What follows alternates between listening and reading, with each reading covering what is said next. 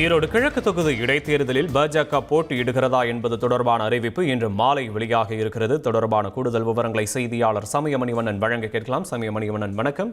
விவரங்களை பதிவு பண்ணலாம் சமயமணிவண்ணன். வணக்கம். ஈரோடு கிழக்கு இடைத்தேர்தல் வரும் பிப்ரவரி மாதம் 5ஆம் தேதி நடைபெற உள்ளது. இந்த இடைத்தேர்தலில் திமுக சார்பாக போட்டியிடுவதற்கான வேட்பாளர் அறிவிக்கப்பட்ட நிலையில் அதிமுகவும் தேமுதிகவும் இந்த இடைத்தேர்தலை புறக்கணிப்பதாக அறிவித்துள்ளது. இந்நிலையில தேசிய ஜனநாயக கூட்டணி சார்பாக பாஜக போட்டியிடுகிறதா அல்லது கூட்டணி கட்சிகளுக்கு அந்த இடைத்தேர்தல் தொகுதி விடப்படுகிறதா என்கிற கேள்வி எழுந்துள்ள நிலையில இன்றைய தினம் இன்று மாலை ஈரோடு கிழக்கு இடைத்தேர்தல் தொடர்பாக பாஜக போட்டியிடுகிறதா என்பது தொடர்பாக முக்கிய அறிவிப்பு வெளியாக உள்ளது.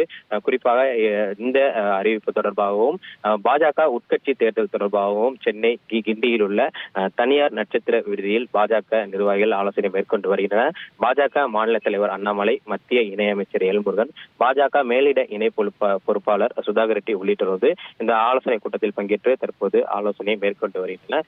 குறிப்பாக பாஜகவில் கடந்த சில மாதங்களாக பாஜக உட்கட்சி தேர்தலானது நடைபெற்று வந்தது. பூத் கமிட்டி உறுப்பினர்கள் தேர்ந்தெடுக்கப்பட்டு அடுத்ததாக மண்டல் உறுப்பினர்களும் தேர்ந்தெடுக்கப்பட்ட நிலையில தற்போது மாவட்ட தலைவருக்கான தேர்தல் விறுவிறுப்பாக நடைபெற்று வருகிறது.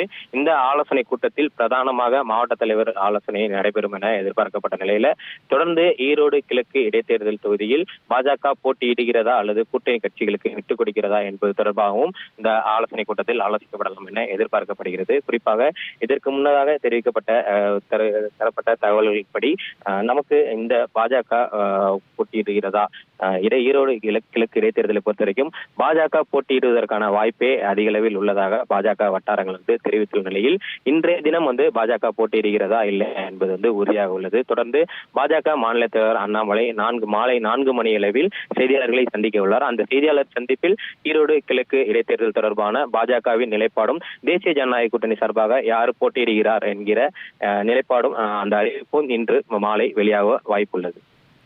விவரங்களுக்கு நன்றி சமயமணிவண்ணன்.